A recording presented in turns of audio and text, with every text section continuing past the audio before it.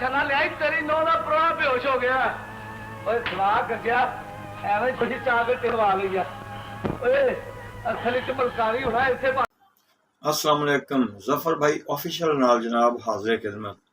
अज एक बहुत ही प्यारा बड़ा अच्छा जिहा किस्सा लैके हाजिर खिदमत जनाब। आपां थोड़े तुसीं गौर इत्ते करना कि 1974 च बनने वाली फिल्म वहशी जट, फिर बाद च 79 च बनने वाली मौला जट, जिहदे विच वहशी जट दे अंदर जिहड़ा बाला गाड़ी सी वो मौला जट च क्यों नहीं आया? क्या हाजी इकबाल हसन जिहड़ा सी वो मौला जट च क्यों नहीं आया, जबकि वहशी जट ते बड़ा ओहदा आला किरदार सी, सैकंड हीरो सी वो? क्या हाजी इकबाल हसन ने आप आने तो इनकार किया या उन्होंने फिल्म साज या हदायतकार वगैरह जिहड़े सी उन्होंने खुद ही आउट कर दिता सी कि असी मौला जट च बाले गाड़ी की जगह ते हाजी इकबाल हसन नहीं लैना? क्या इत्ते आपां अज गल करनी आ कि हाजी इकबाल हसन नूं इस फिल्म चों कढ़िया गया या कि वो खुद ही इहदे विच किरदार करन तो इनकारी सी?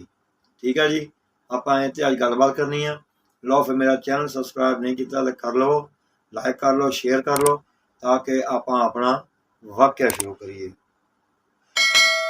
बस जनाब वाक्या यही है वा कि सोचने वाली गल यह आ कि जिहड़ी वो फिल्म वहशी जट बनी सी ਉਹਦੇ 'ਚ ਤੁਹਾਨੂੰ ਪਤਾ ਹੀ ਹੈ ਕਿ ਬਾਲਾ ਗਾੜੀ ਦਾ ਇੱਕ ਬੜਾ ਹੀ ਬਿਹਤਰੀਨ ਕਿਰਦਾਰ ਸੀ ਔਰ ਐਡਾ ਅੱਛਾ ਕਿਰਦਾਰ ਸੀ ਕਿ ਉਹ ਮੌਲਾ ਜੱਟ ਦੇ ਕਿਰਦਾਰ ਨਾਲ ਬਰਾਬਰੀ ਰਲਦਾ ਮਿਲਦਾ ਜਾ ਰਿਹਾ ਸੀ। ਮਕਸਦ ਇਹ ਆ। ਅਤੇ ਫਿਰ ਦੂਸਰੀ ਗੱਲ ਇਹ ਆ ਕਿ ਉਹਦੇ ਵਿੱਚ ਫਿਰ ਇਹ ਵੀ ਮੱਦੇਨਜ਼ਰ ਗੱਲ ਰੱਖਣੀ ਪੈਣੀ ਕਿ ਵਾਕਈ ਗੱਲ ਸਹੀ ਆ ਕਿ ਵਹਿਸ਼ੀ ਜੱਟ ਦੇ ਅੰਦਰ ਉਹ ਬਾਲਾ ਗਾੜੀ ਜਿਹੜਾ ਸੀ ਉਹਦੀ ਮੌਤ ਨਹੀਂ ਹੋਈ, ਉਹ ਮਰਿਆ ਨਹੀਂ। यानी कि कुछ दोस्त मर मुर गए लेकिन वो दोस्त जिंदा रहा।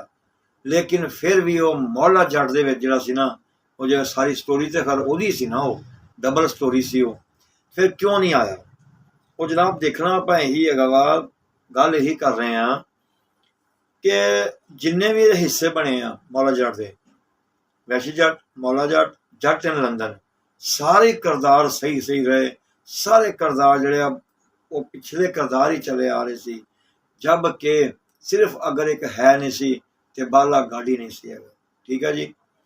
ते ये ते बड़ी एक अजीब जिवें ना इन्नी मुद्दत तो बाद क्यास आराइयां बाहर आईयां कि यार की मसला, कि हदायतकार ने इग्नोर करता या हाजी इकबाल हसन ने खुद ही काम नहीं किया या उन्होंने जान बुझ के कढ़ दिता गया।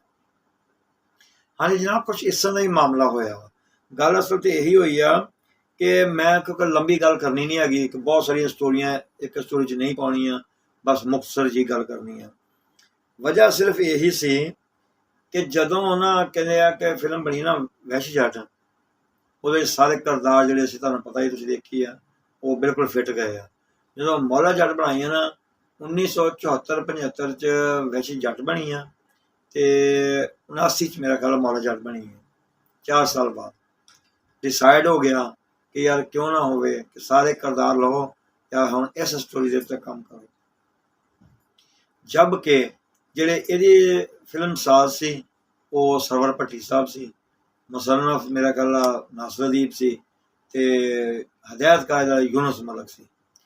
हुण देखो उन्हें आपस में डिसाइड हो गया कि लियाओ जी बाला गाड़ी नूं इकबाल हसन नूं बुलवाओ ते आपां इह किरदार जिहड़ा ना इहदी सैटिंग करिए। बुलवाया गया।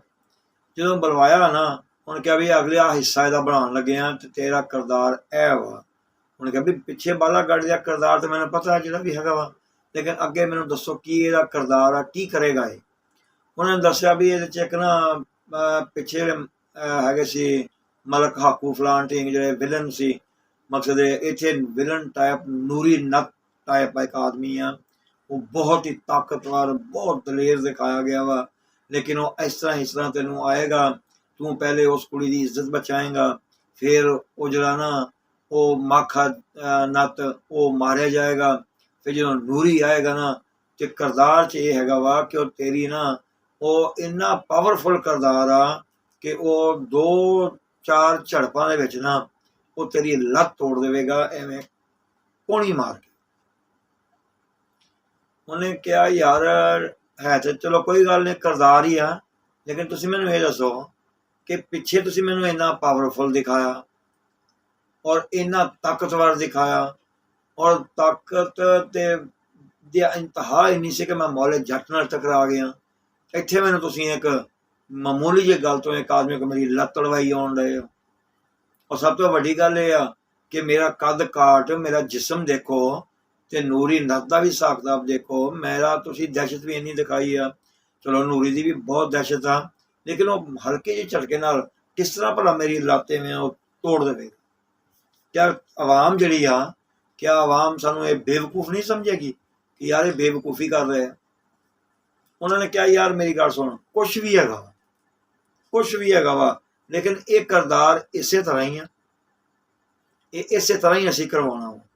ਕਹਿੰਦਾ ਭਾਈ ਆਪਣਾ ਕਿਰਦਾਰ ਚੇਂਜ ਕਰੋ ਤੇ ਫਿਰ ਮੈਂ ਤੁਹਾਡੇ ਨਾਲ ਗੱਲ ਕਰਦਾ। ਉਹਨਾਂ ਨੇ ਕਿਹਾ ਨਹੀਂ ਵੀ ਕਿਰਦਾਰ ਚੇਂਜ ਨਹੀਂ ਹੋਣਾ, ਲਿਹਾਜ਼ਾ ਤੈਨੂੰ ਇਹ ਇਸ ਤਰ੍ਹਾਂ ਹੀ ਕਰਨਾ ਪੈਣਾ ਵਾ ਤੇ ਫਿਰ ਅਸੀਂ ਤੇਰੀ ਲੱਤ ਨੂੰ ਤੜਵਾ ਕੇ ਤੇ ਤੈਨੂੰ ਇਹ ਚੱਲਣਾ ਜਿਵੇਂ ਇੱਕ ਵਿਸਾਖੀ ਵਗੈਰਾ ਪਕੜਵਾ ਕੇ ਤੈਨੂੰ ਅੱਗੇ ਲੈ ਕੇ ਜਾਣਾ, ਫਿਰ ਅਗਲੀ ਫਿਲਮ 'ਚ ਵੀ ਸ਼ਾਇਦ ਕਿਤੇ ਹੋਣਾ।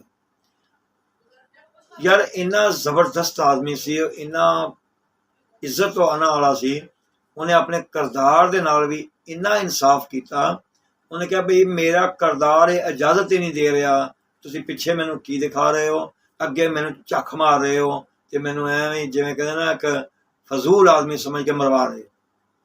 ਫਿਰ ਮਰਵਾ ਵੀ ਨਹੀਂ ਰਹੇ। ਚਲੋ ਕਿਸੇ ਨੂੰ ਮਰਵਾ ਦੇਣਾ ਹੋਰ ਗੱਲ ਹੁੰਦੀ ਆ, ਤੁਸੀਂ ਮਾਮੂਲੀ ਜੀ ਇੱਕ ਕਮਜ਼ੋਰ ਜਿਹਾ ਆਦਮੀ ਜਿਹੜਾ ਮੈਨੂੰ ਸਾਬਤ ਕਰਵਾ ਕੇ ਲੱਤ ਤੜਵਾ ਕੇ ਮੈਨੂੰ ਸੁੱਟਣਾ ਚਾਹੁੰਦੇ। ਇਹਦਾ ਮੇਰਾ ਕਿਰਦਾਰ ਜਿਹੜਾ ਨਾ ਇਹ ਇਜਾਜ਼ਤ ਨਹੀਂ ਦੇ ਰਹੀ। ਇਹਦਾ ਜੇ ਇਹ ਗੱਲ ਹੈਗੀ ਆ ਨਾ ਤੇ ਮੈਂ ਬਾਹਲੇ ਗਾੜੀ ਦਾ ਕਿਰਦਾਰ ਇਸ ਫਿਲਮ 'ਚ ਨਹੀਂ ਕਰਾਂ। ਉਹਨੇ ਕਿਹਾ ਵੀ ਦੇਖ ਲਾ, ਜੇ ਕਰਨਾ ਠੀਕ ਆ, ਨਹੀਂ ਤੇ ਪੈਸੇ ਤਿਆਰ ਆ, ਨਹੀਂ ਤੇ ਫਿਰ ਅਸੀਂ ਨਹੀਂ ਕਰਵਾਉਣਾ। ਉਹ ਕਹਿੰਦਾ ਜੀ ਬੇਸ਼ੱਕ ਤੁਸੀਂ ਨਾ ਕਰਵਾਓ, ਮੈਨੂੰ ਕੋਈ ਝਗੜਾ ਨਹੀਂ, ਮੈਨੂੰ ਕੋਈ ਲੜਾਈ ਨਹੀਂ, ਪਰ ਕਿਰਦਾਰ ਦੇ ਨਾਲ ਇਹ ਬਹੁਤ ਵੱਡਾ ਨਾ ਇਨਸਾਫੀ ਹੋਏਗੀ, ਲਿਹਾਜ਼ਾ ਮੈਂ ਇਹ ਕਿਰਦਾਰ ਨਹੀਂ ਕਰਾਂਗਾ, ਤੁਸੀਂ ਜਿਹੜਾ ਜਦੋਂ ਮਰਜ਼ੀ ਕਰਵਾਓ। ਲਓ ਜੀ, ਹਾਜੀ ਇਕਬਾਲ ਹਸਨ ਨੇ ਸਾਬਤ ਕਰਵਾਤਾ ਕਿ ਐਕਟਿੰਗ ਦੇ ਵਿੱਚ ਵੀ ਉਹ ਇੰਨਾ ਇਨਸਾਫ ਪ੍ਰਸਤ ਔਰ ਹਿਸਾਬ ਕਿਤਾਬ ਦੇਖ ਕੇ ਚੱਲਣ ਵਾਲਾ ਬੰਦਾ ਸੀ ਕਿ ਉਹਨੇ ਆਪਣੇ ਪੈਸੇ ਨਹੀਂ ਦੇਖੇ, ਨਾਮ ਨਹੀਂ ਦੇਖਾ। ਹਾਲਾਂਕਿ ਮੌਲਾ ਜੱਟ ਬੜੀ ਮਸ਼ਹੂਰ ਹੋਈ ਹੈ।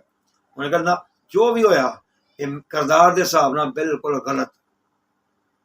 ਉਹਦੀ ਜਗ੍ਹਾ ਤੇ ਫਿਰ ਤੁਹਾਨੂੰ ਪਤਾ ਹੀ ਆ ਕਿ ਮੋਹਦਾ ਗਾੜੀ ਜਿਹੜਾ ਉਹਨੂੰ ਬਣਾਇਆ ਉਹ ਠੀਕ ਦਿਖਾਇਆ। ਕੀ ਦਿਖਾਇਆ ਉਹ 'ਚ ਵੀ ਵਿਚਾਰੇ ਐਡੇ ਜਣੇ ਜਵਾਨ ਨੂੰ 1 ਮਿੰਟ 'ਚ ਫੱਟਰ ਕਰਵਾ ਦਿੱਤਾ। ਲਿਹਾਜ਼ਾ ਹਾਜੀ ਇਕਬਾਲ ਹਸਨ ਨੇ ਸਾਬਤ ਕਰਵਾਤਾ ਜੀ ਮੈਂ ਕਿਰਦਾਰ ਦੇ ਨਾਲ ਬੇਇਨਸਾਫੀ ਨਹੀਂ ਹੋਣ ਦੇਣੀ।